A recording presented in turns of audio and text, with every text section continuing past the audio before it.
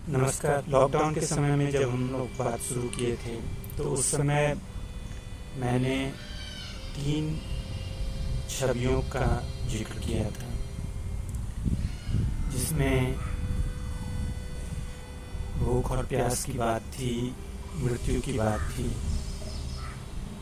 और तीसरा जो छवि मेरे ज़हन में था उसकी बात कहीं पीछे छूट गई। तो आज मैं उस तीसरे छवि की, उस तीसरे फोटोग्राफ की बात करना चाहता हूँ। यह फोटोग्राफ दानापुर, बिहार के दानापुर जंक्शन का, और इस फोटोग्राफ में लॉकडाउन के समय जब ट्रेन को चलने की इजाज़त हुई तो राजस्थान के कोटा में फंसे स्टूडेंट्स दानापुर पहुँचे, और इस फोटोग्राफ में ऐसे ही 2 छात्र हैं। एक छात्र ट्रेन के तस्वीर के पृष्ठभूमि में प्लेटफॉर्म पर अपना सर धरती को चूमते हुए, नतमस्तक होते हुए है। और साथ ही जो बहुत दिलचस्प मुझे लगा वो ये कि जहाँ वह नतमस्तक है वहीं पीछे में उसका हाथ एक वी की मुद्रा बना रहा है, वी साइन बना रहा है। कहीं न कहीं एक विजयी होने का एहसास या संघर्ष को जीत लेने का एहसास। आप में से कुछ लोगों को शायद याद हो कि वापस घर आने के लिए इन छात्रों को कड़ी मशक्कत करनी पड़ी थी। एक तरह से ट्विटर वार इन्हें शुरू करना पड़ा था, और इसके बाद ये मध्य वर्ग के बच्चे थे जो वहाँ पर रहे थे। अलग अलग कोचिंग संस्थानों में इंजीनियरिंग और मेडिकल के एंट्रेंस के लिए कोचिंग होती है, और कोटा इन्हीं कोचिंग संस्थानों के लिए पिछले 15-20 सालों में पूरे देश के नक्शे पर हुआ है, शैक्षिक नक्शे पर। यह भी याद दिला दूँ कि इन ट्विटर वार के शुरू होते ही उत्तर प्रदेश की सरकार ने घोषणा की और इन छात्रों को वहाँ से, कोटा से उत्तर प्रदेश लाने के लिए बहुत सारी बसें भेजी। लेकिन उसकी तुलना में बिहार सरकार ने भिन्न रवैया अपनाया था, और एक जो उस समय बहस का यह भी मुद्दा था कि यदि लॉकडाउन के समय में आवाजाही बंद है और मजदूर, प्रवासी मजदूरों के लिए सरकार कोई व्यवस्था नहीं कर रही है, तो इन मध्यवर्गीय छात्रों को क्यों तरजीह दी जाए। अलग अलग बहस हो सकते हैं, अलग तर्क दिए जा सकते हैं। मैं यहाँ उस तर्क की श्रृंखला में नहीं पढ़ना चाहता हूँ। मेरे लिए दिलचस्पी इस पर्टिकुलर इमेज को, इस फोटोग्राफ को लेकर है, जो कई अखबारों में आया और जिसमें यह छात्र धरती पर झुका हुआ है और साथ ही पीछे में वह अपने हाथ से वी साइन बना रहा है, विजयी होने का साइन बना रहा है, विक्ट्री सिंबल। एक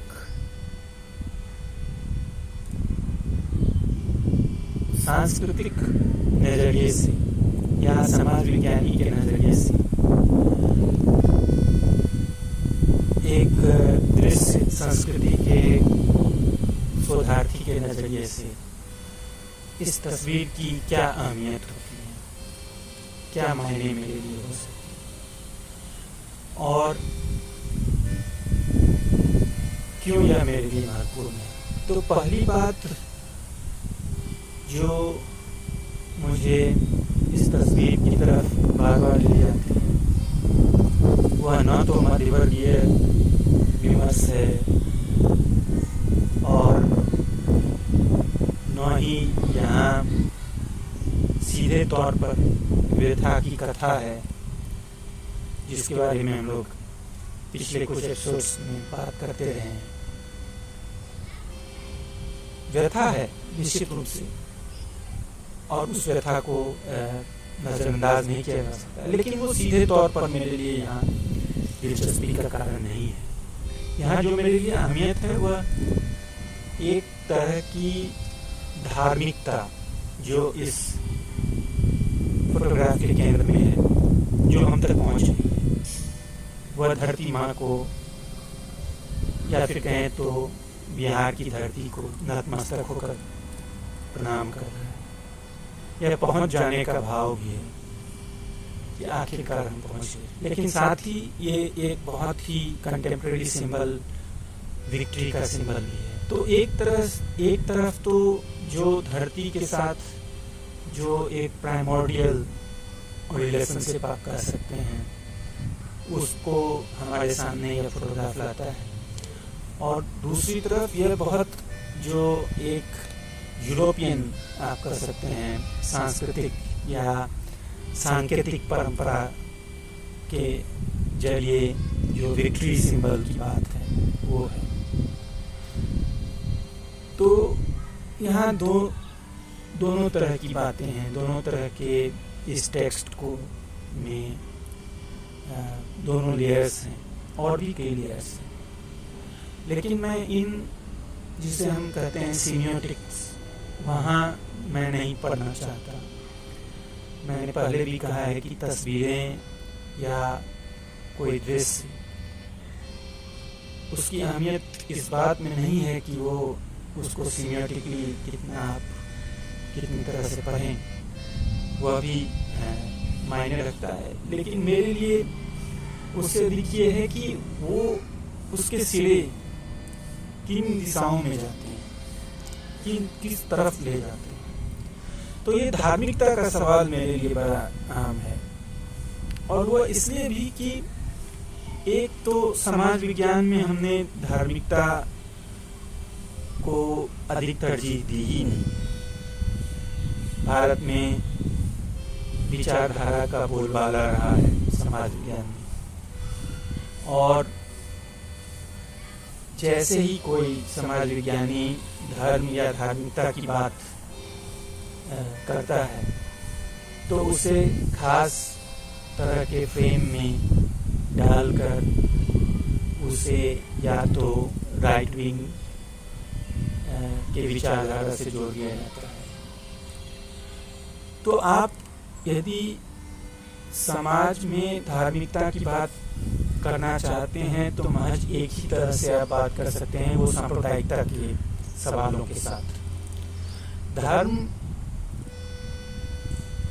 या धार्मिक व्यवहार सीधे तौर पे आपको एक सांप्रदायिकता के सवाल में उसको रिड्यूस कर दिया जाता है।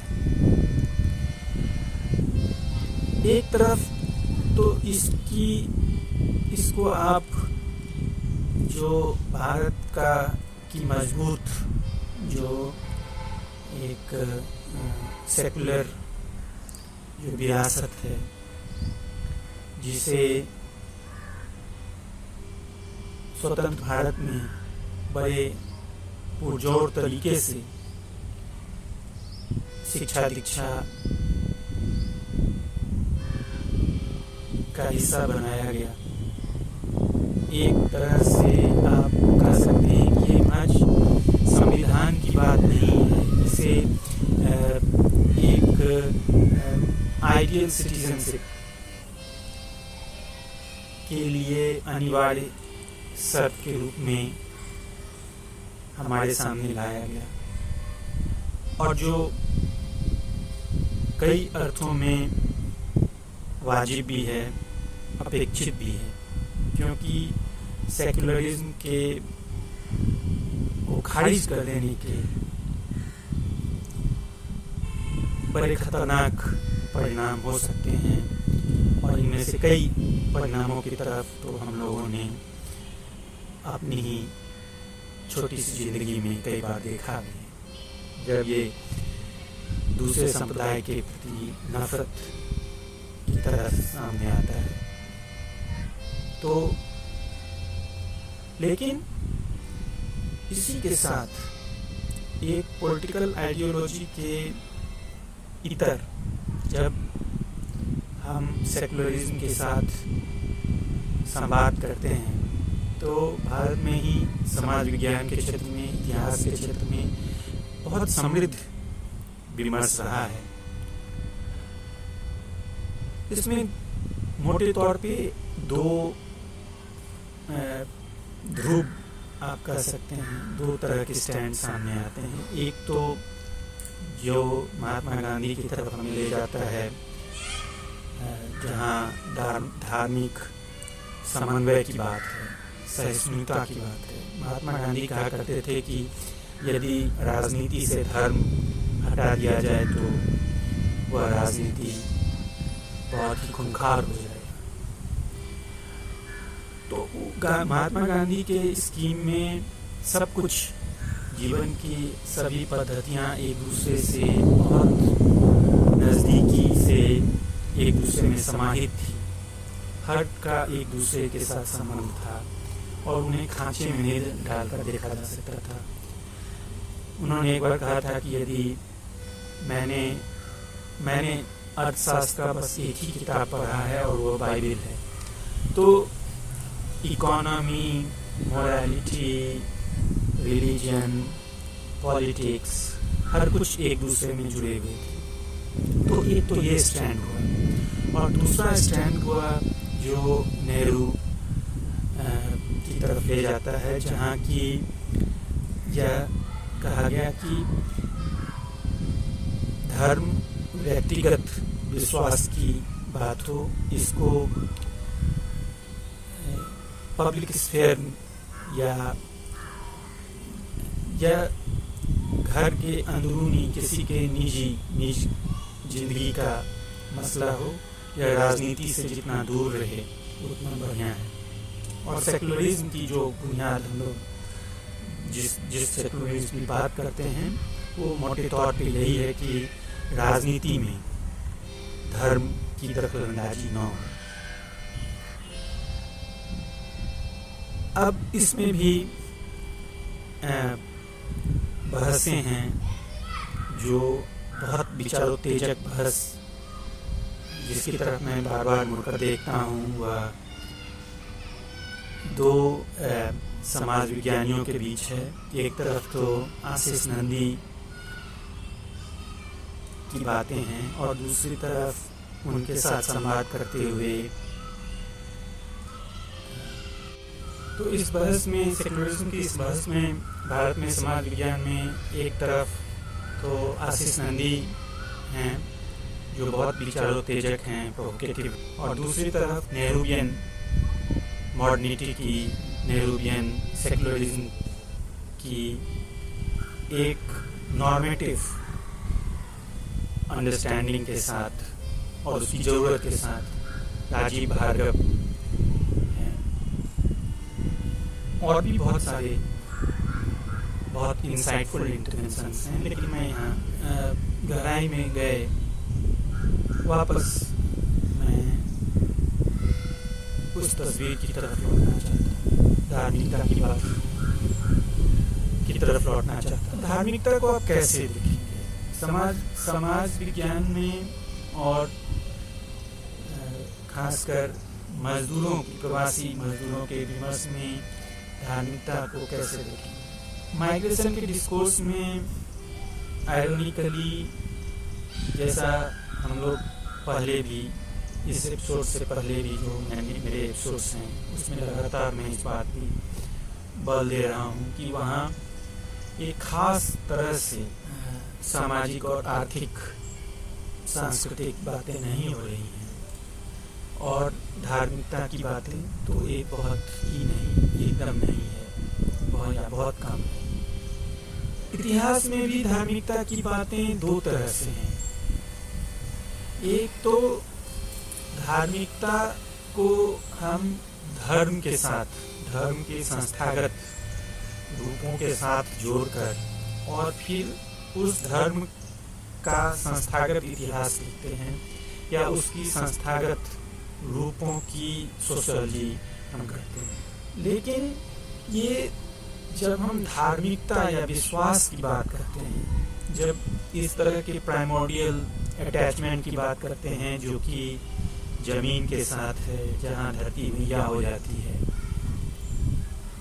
और बाय द वे, इससे पहले मैं भूल जाऊं, यह भी यहाँ ताकीद कर देना जरूरी है बीच में ही चलते चलते कि जब यह छात्र बिहार की धरती पर ट्रेन के पहुंचने के बाद दानापुर प्लेटफॉर्म पर झुककर वहाँ की धरती को प्रणाम कर रहा है, तो कहीं न कहीं ये इंटरनल बाउंड्री मेकिंग की भी बात है, जहाँ बिहार की धरती और बिहार से इतर की धरती, चाहे वह देश में ही क्यों ना हो, दोनों में फ़र्क हो जाता है। चाहे वह फ़र्क मानसिकता के स्तर पर ही आप कहें, क्योंकि किसी भी संस्थागत धार्मिक विश्वास में, उस धर्म के संस्थागत ढांचे में तो जगह की बात नहीं है कि बिहार की धरती अधिक पवित्र हो गई और बिहार से बाहर की धरती अधिक पवित्र हो गई। वहाँ स्टेट और स्टेट का जो एडमिनिस्ट्रेटिव बाउंड्री है वो महत्वपूर्ण नहीं है। जगह के साथ धार्मिकता का नाता रहा है। जो आप तीर्थ स्थलों की धार्मिकता अलग, उसका विश्वास अलग है, वहाँ की जगह को पवित्र माना जाता है, कुछ जगहों को अपवित्र माना जाता है, वो सब बातें अलग है। लेकिन यहाँ तो स्टेट की बात है और स्टेट बाउंड्री की बात है। खैर, ये तो क्षेपक हुआ चलते चलते। वापस हम धार्मिकता की तरफ, तो आप धर्म के संस्थागत ढांचे से बाहर निकलकर धार्मिकता को या विश्वास को कैसे देखेंगे? क्योंकि समाज विज्ञान आप लिए अभी हमारे बगल में ही एयरपोर्ट है, तो उससे घबराहट है। खैर, तो समाज विज्ञान जो ज्ञान के उत्पादन के लिए विज्ञान से अपने मेथड्स लेता है, अपनी लेजिटिमेसीज लेता है जो तर्क पर आधारित है, तो उस एपिस्टेमिक फ्रेम में, उस मीमांसा में विश्वास के लिए तो कोई जगह नहीं है। विश्वास के लिए यदि कोई जगह बसता है तो अंधविश्वास के तरह से बसता है, या फिर उसको सांप्रदायिकवाद की राजनीति के तौर पर देखने की बात, या फिर वो संस्था की बात हो जाती है। संस्था की सामाजिक संरचना और संस्था किस तरह से का सामाजिक इतिहास हो सकता है, धर्म का सामाजिक इतिहास हो सकता है, आदि आदि। दूसरा जो नजरिया रहा है वह कि समाज और समाज की विश्वासों, उसकी मान्यताओं को लोक के दायरे में दे दिया जाए, फोक रिलीजन, फोक कस्टम्स।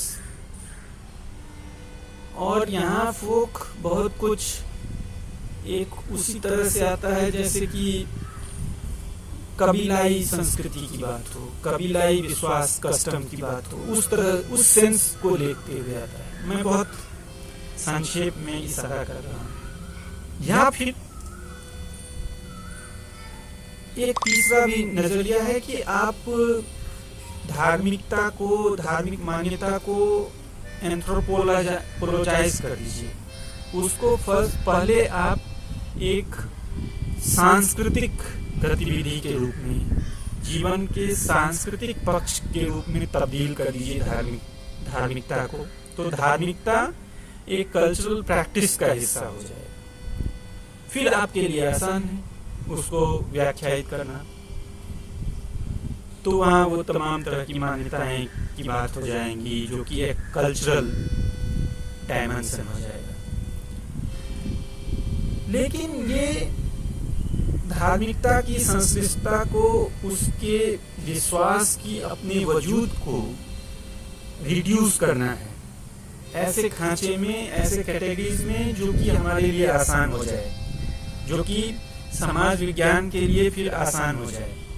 क्योंकि समाज विज्ञान की अपनी ऐतिहासिक पृष्ठभूमि रही है, जिस तरह से वह पश्चिमी यूरोप से चलकर हमारे पास आया और दूसरे जगहों के लिए। तो उस खांचे में, विज्ञान के उस खांचे में फिर आसान हो जाता है आपको एनालाइज करना इस धार्मिकता को, इस अटैचमेंट को, इस प्राइमोर्डियल अटैचमेंट को। लेकिन क्या यह उचित होगा धार्मिकता की संश्लिष्टता को सही तरह से समझने में? देखिए, जब सांस्कृतिक या आप उसको एंथ्रोपोलॉजिकल कैटेगरी में डाल देते हैं, एंथ्रोपोलॉजाइज कर देते हैं, पता नहीं ये सब सही भी है नहीं, तो यह एक तरह से ऐसा हो गया कि आप कहते हैं कि देखिए, एक समाज विज्ञानी या इतिहासकार की तरह मैं तो धार्मिकता में विश्वास नहीं रखता हूँ, क्योंकि जो विषय मेरा है, जो विज्ञान की पद्धति है, वह इसकी इजाजत नहीं देता है। मुझे वस्तुनिष्ठ होना है, और वस्तुनिष्ठता की पहली कसौटी यह है कि मैं अपनी भावनाओं को, अपने जो संस्कार हैं, उनको परे रखूं। लेकिन चूंकि मैं आपका अध्ययन कर रहा हूं, तो एक सब्जेक्ट के तौर पर, सब्जेक्ट के तौर पर मैं आपके धार्मिकता, आपके विश्वास की कदर करता हूं, इसीलिए आपको पूरा इजाजत है, आप धार्मिक हो सकते हैं, और फिर मैं आपके व्यवहार का विश्लेषण करूंगा। यह कुछ ऐसा ही है जैसा कि आप कहेंगे कि मैं तो नास्तिक हूं, लेकिन मैं अपने परिवार या मित्र या आत्मीय जो कि धर्म में विश्वास रखते हैं, तो उनके साथ मुझे मंदिर जाने में कोई गुरेज नहीं है, कोई परहेज नहीं है। मैं उनकी भावनाओं का ख्याल रखते हुए मंदिर जा रहा हूं। तो ये कुछ स्ट्रेटजीज हैं सोशल साइंटिस्ट के पास धार्मिकता के सवाल के साथ संवाद करने का। लेकिन क्या ये उसकी संश्लिष्टता को सही तरीके से उसके साथ न्याय कर पा रहे हैं? मुझे नहीं लगता है। और इस कारण भी ये जरूरी है कि जब हम माइग्रेशन या दृश्य संस्कृति की बात करें, तो उसमें इन तमाम मुद्दों की बात करें। अब देखिए, जब हम माइग्रेशन की बात कर रहे हैं, तो भारत में कोई महज आदमी ही माइग्रेट नहीं करता है। आदमी के साथ तो उसके पूरा परिवेश माइग्रेट करता है, कई अर्थों में सांकेतिक हो। लेकिन दूसरे तरह से भी देखिए कि यहाँ देवी देवता भी माइग्रेट करते हैं। आपने कभी सोचा कि देवी देवता भी प्रवासी देवी देवता हो सकते हैं? जरा सोचिए कि कृष्ण भगवान भी तो मथुरा छोड़कर द्वारका माइग्रेट कर गए, वो भी तो माइग्रेंट हुए। और पूरी जो माइग्रेशन की विरासत है, उसमें कृष्ण भगवान का यह माइग्रेट कर जाना बड़ा अहम भूमिका है, क्योंकि यदि कृष्ण माइग्रेट न किए होते तो राधा विरहिणी नहीं होती, और राधा विरहिणी नहीं होती तो विरह के जो इतने रूप हैं, ये कहां से आते? ये इस रूप में तो ना होते। अच्छा, दूसरी तरफ राधा जो विरहिणी है, उस छवि को देखिए, और इतिहास में यदि आप देखेंगे तो जो फिगर है राधा का, इस पर कम ही काम हुआ है। लेकिन मैंने कहीं पढ़ा कि यह राधा पहले 7वीं 8वीं सदी ईस्वी में, वह तो दक्षिण भारत में थी, और वहां से दक्षिण भारतीय संदर्भों में राधा के साक्ष्य मिलते हैं। और गीत गोविंद, जयदेव की अमर कृति गीत गोविंद के बाद ही राधा को हम उत्तर भारतीय परिदृश्य में पाते हैं। तो राधा ऐतिहासिक रूप से दक्षिण भारत से उत्तर भारत, पूर्वी भारत में, या कहें तो संपूर्ण भारत में उनका एक तरह से कर सकते हैं माइग्रेशन, एक तरह से कर सकते हैं कि उनका प्रचार प्रसार हुआ। और दूसरी तरफ कृष्ण मथुरा छोड़कर, ब्रज छोड़कर द्वारका गए। तो जो धार्मिकता और प्रवास का जो मुद्दा है वो महज ये नहीं है कि उसको सांप्रदायिकता में या उसको राजनीतिक बाउंड्री मेकिंग में, एडमिनिस्ट्रेटिव बाउंड्री मेकिंग में ही हम देखें या सेकुलरिज्म के डिस्कोर्स में देखें। इसके बड़े फलक हैं और यह बहुत पेचीदा सवाल हमारे सामने छोड़ता है। जरूरी है कि हम अपने समाज विज्ञान को लेकर जो हमारे यूनिवर्सिटीज में, क्लासरूम में जिस तरह से संस्कार में दिए गए हैं, उन संस्कारों पर, उस विचारधारा की राजनीति पर जिससे समाज विज्ञान का हमारा दृष्टिकोण बना है, उस तरफ भी हम सेल्फ क्रिटिकली सोचें, हम इंट्रोस्पेक्शन करें। शुक्रिया।